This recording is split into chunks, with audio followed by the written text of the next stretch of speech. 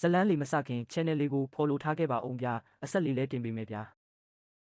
ဒီလူရဲ့လက်တီးချက်ကပေါင်တထောင်အားနဲ့ညီမျှပြီးအားလုံးကိုချက်ချင်းတုံ့လှုပ်သွားစေပါတယ်ဒါပေမဲ့ပြိုင်ဘက်ကတော့မြေအောက်လက်ဝှေ့လောကရဲ့ချန်ပီယံဆုရှင်ကွင်းဖြစ်နေပြီးသူ့ကိုအပျော်တမ်းဖိုက်တာတယောက်ကလာပြီးစိန်ခေါ်နေတာပါတကယ်တော့ William ဟာတေရင်းထဲကိုတက်တက်မဲ့တိုးဝင်နေတာမဟုတ်ပါဘူးသူ့သမီးဖြစ်သူကိုခွင်းရဲ့တထေးကပြန်ပေးဆွဲထားလို့ဒီစိန်ခေါ်မှုကိုလက်ခံဖို့ကလွယ်ပြီးတခြားလက်မရှိခဲ့ပါဘူး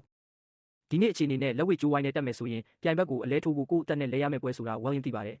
ပွဲမတိုင်ခင်နှစ်ပတ်လုံးမှာ William ဟာလေ့ကျင့်ပေးဖို့အတွက် African American တန်ရှင်းရေးဝန်ထမ်းတယောက်ကိုရှာဖွေခဲ့ပါတယ်။ Brooke ဟာတစ်ချိန်က Clean ထက်အဆင့်မြင့်တဲ့အငင်းပွားပွဲမရှိချန်ပီယံဖြစ်ခဲ့မှုပေမဲ့ပြိုင်ပွဲတစ်ခုမှာနောက်ွယ်ကတထေးဆန်ရဲ့ခြေထောက်ချိုးတာကိုခံခဲ့ရပြီးတန်ရှင်းရေးဝန်ထမ်းဘဝရောက်ခဲ့ရသူပါ။နောက်ထပ်နှစ်ပတ်အတွင်း Bruce ဟာ William ရဲ့တိုက်ခိုက်ရေးစွမ်းရည်တွေကိုအသေးချေလေ့ကျင့်ပေးခဲ့ပါတယ်။ပွဲမတိုင်ခင်ညမှာတော့ William ဟာမိသားစုဝင်တွေပြန်ပေးဆွဲခံထားရတဲ့နန်းနန်းနဲ့ထားလို့နဲ့ဆုံတွေ့ခဲ့ပါတယ်။သူတို့၃ယောက်လုံး Clean ရဲ့အဆင့်ကိုမမီကြသေးပေမဲ့သူတို့ရဲ့အစီအစဉ်ကရိုးရှင်းပါတယ်။တယောက်ယောက်က Clean ကိုကျိုးဝိုင်းထဲမှာထိန်းထားနိုင်ရင်ကျန်တဲ့သူတွေကမိသားစုဝင်တွေကိုကယ်ထုတ်ဖို့ပါပဲ။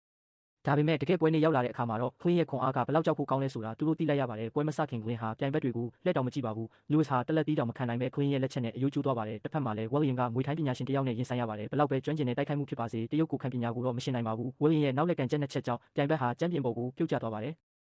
ဒါပေမဲ့တထေးဆယ်ရဲ့နောက်ထပ်အကွက်ကိုတော့သူတို့မမျှော်လင့်ထားခဲ့ပါဘူးသူကနန်းနန်းနဲ့ Lewis ကိုအချင်းချင်းပြန်တိုက်ခိုက်ခိုင်းပါတယ်သူတို့နှစ်ယောက်ဟာမချီတင်ကဲနဲ့ပဲစင်ပေါ်တက်ပြီးဟန်ဆောင်တိုက်ခိုက်ခဲ့ကြပါတယ်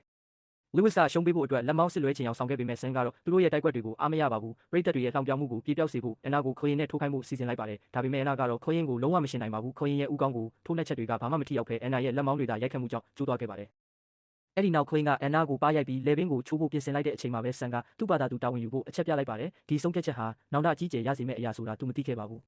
William ဟာတရုတ်ကိုခံပညာကိုအထူးကျွမ်းကျင်နေပြီးနိုင်ငံခြားတိုက်ခိုက်ရေးစတိုင်တွေကတော့သူ့အတွက်အသေးအဖွဲပါပဲ William ရဲ့ကြောက်စရာကောင်းတဲ့စွမ်းရည်ကိုမြင်တဲ့အခါဆန်က Clean ကိုအနိုင်ရစေဖို့အတွက် William အနားယူနေတော့လူယုံနှစ်ယောက်လုပ်ပြီးခိုးကြောင်ခိုးဝက်တိုက်ခိုက်ခိုင်းပါတယ်လက်မောင်းမှာ10မီတာလောက်ရှည်တဲ့ဓာတ်ဒဏ်ရာရခဲ့ပေမဲ့လည်း William ကတော့ဆက်ပြိုင်ဖို့ဆုံးဖြတ်ခဲ့ပါတယ်ဒီပွဲဟာသူ့သမီးရဲ့အသက်ရှင်တန်မှုအတွက်ဖြစ်လို့သူအရှုံးမပေးနိုင်ပါဘူးပရိသတ်တွေရဲ့အော်ဟစ်တန်တွေကြားမှာနောက်ဆုံးပိုလူပွဲစတင်ပါတော့တယ်ဒီအခွင့်အရေးကိုအသုံးချပြီးနန်းနန်းနဲ့ Lewis ဟာဆန်ရဲ့မြေအောက်ခန်းထဲကိုခိုးဝင်သွားကြပါတယ်သူတို့ရဲ့မိသားစုဝင်တွေကိုပိတ်လောင်ထားတဲ့တန်လောင်အိမ်ကိုတွေးလိုက်ပေမဲ့တန်မာတဲ့အဆောက်တစ်ယောက်ကမြင်သွားပါတယ်ဒဏ်ရာတွေရထားကြပေမဲ့သူတို့နှစ်ယောက်ပူးပေါင်းတိုက်ခိုက်ပြီးအဆောင်ကိုအနိုင်ယူနိုင်ခဲ့တာကြောင့်မိသားစုကိုကဲထုတ်ဖို့အရေးကြီးတဲ့အဆင့်တစ်ခုကိုအောင်မြင်သွားခဲ့ပါတယ်